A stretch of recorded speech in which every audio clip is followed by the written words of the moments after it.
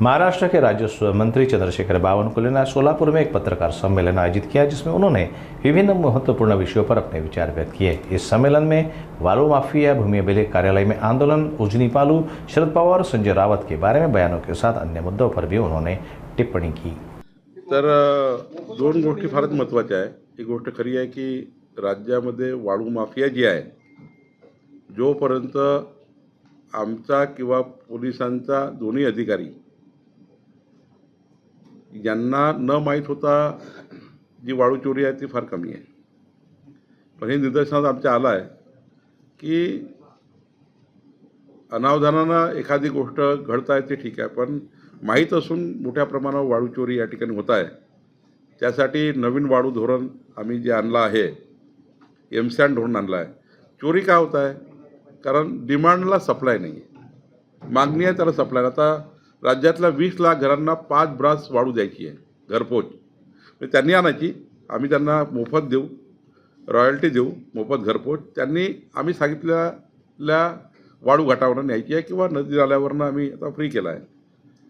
तर 30/4चा जो आम्ही निर्णय घेतला त्या निर्णयामध्ये आणि 3 वर्षात माझा आज काही बदलणार नाही सारं हे, पण 3 वर्षात ज्या पद्धतीने 1,500 क्रेशर आम्ही राज्यात लावतो आहे कृत्रिम वाळू तयार करण्याची, एमसँड, त्यातनं संपूर्ण बांधकामं जेव्हा शिफ्ट होऊन जातील तेव्हा या वाळूला कोणी विचारणार नाही अशी परिस्थिती राज्यात निर्माण करणे। आणि लोक इतके एमसँडसाठी तयार आहे, मुंबई पुण्यापासून सर्व हे जे आता एमसँडवर सुरू आहे, अधिकृतपणे चांगली एमसँड ही देण्याचा आमचा प्रयत्न आहे। 3 वर्षात तुम्हाला आत्ता जे चालू आहे ते मात्र ही गोष्ट खरी आहे। आता तहसील कलेक्टर साहेबांनी मला ज्या पद्धतीने बोटी उद्ध्वस्त केल्या, काही कारवाई केली आहे का तर नक्कीच केली आहे, पण काही लोक अजूनही याच्यामध्ये लिप्त आहेत, त्यांना शोधणं सुरू आहे। महसूल खात्याने आमचा कुठला नायब तहसीलदारपासून डेप्टी कलेक्टरपर्यंत कोण कोण कुठल्या वाळू घाटात इन्व्हॉल्व आहे याचा डेटा तयार केला आहे। हस्तक्षेप आहे तो कमी करण्याचा आमचा आमदार, खासदार, मंत्री महोदयांनाही सर्वांना काही त्यांचा हस्तक्षेप नाही आहे, पण काही लोक आमच्या नावाने, जसं माझ्या नावाने महसूल मंत्री आहे, माझ्या नावाने भंडारा गोंदिया जिल्ह्यात मी बावनकुळे साहेबाचा माणूस आहे, नांदेड जिल्ह्यात जातात तिकडे महसूल मंत्री साहेबाला फोन लावून देऊ का? आता जेवढे संबंध आहेत तेवढा तो आपला तिथे दामदाटी करून करण्याचे प्रयत्न करतात। तर आपला काही संबंध असतो का? त्या आमदार खासदारचा काही संबंध असतो का? पण परसेप्शन काय तयार करतात? तुम्ही माझ्यासोबत चहा घ्यायला बसले, तुम्ही एखादा तहसीलदाराला फोन लावला किंवा आता ते महसूल मंत्र्याशी दिसले होते, मला आता काय विचारा मला काय ते असं मी सांगितलं आता अधिकाऱ्यांना की माझा जरी फोन आला, मी माझ्या सर्व अधिकाऱ्यांना आज मी सांगितलं, माझा जरी फोन आला आणि चुकीचं काम असेल तर नाही म्हणा। मला एखादा व्यक्ती भेटला आणि त्यांनी म्हटलं माझं काम करा, मी फोन करतो आणि ते चुकीचं आहे, त्याला येस नका म्हणू, तुम्ही नाही म्हणण्याची क्षमता तयार करा। तर आता म्हणून आम्ही आमचं आज काही 3 महिन्यात सर्वच काही दुरुस्त होणार नाही, पण पुढच्या 3 वर्षात वाळू हा विषय राज्यातला संपलेला असेल। वाळू माफिया, वाळू, कारण डिमांड बेस्ड सप्लाय नाही आहे, डिमांड जेवढी मागणी आहे तेवढा सप्लाय आम्हाला अवेलेबल करावा लागेल, तरच हा विषय संपणार नाही। आम्ही राज्यातल्या माननीय मुख्यमंत्री, आरोग्यमंत्र्यांनी हा विचार केला की काही खाटा रिझर्व्ह असल्या पाहिजे, जीवनदायीमध्ये, महात्मा फुले आरोग्य अभियानामध्ये, आयुष्यमान भारतमध्ये। कसं आहे, समजा 20 बेड आहे तर काही बेड रिझर्व्ह असले पाहिजे, जे बेड या लोकांकरता तातडीने मिळाले पाहिजे, या गरीब लोकांना, याच्याकरता आणलेली योजना आहे। आणि मला वाटतं याच्यामध्ये फार फायदा होतो आहे।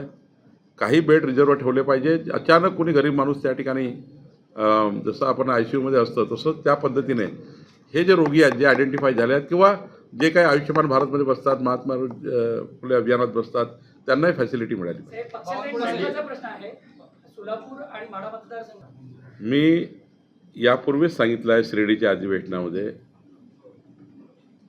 भारतीय जनता पार्टी एक तर निवडणूक जिंकते किंवा निवडणुकीतनं काही शिकते।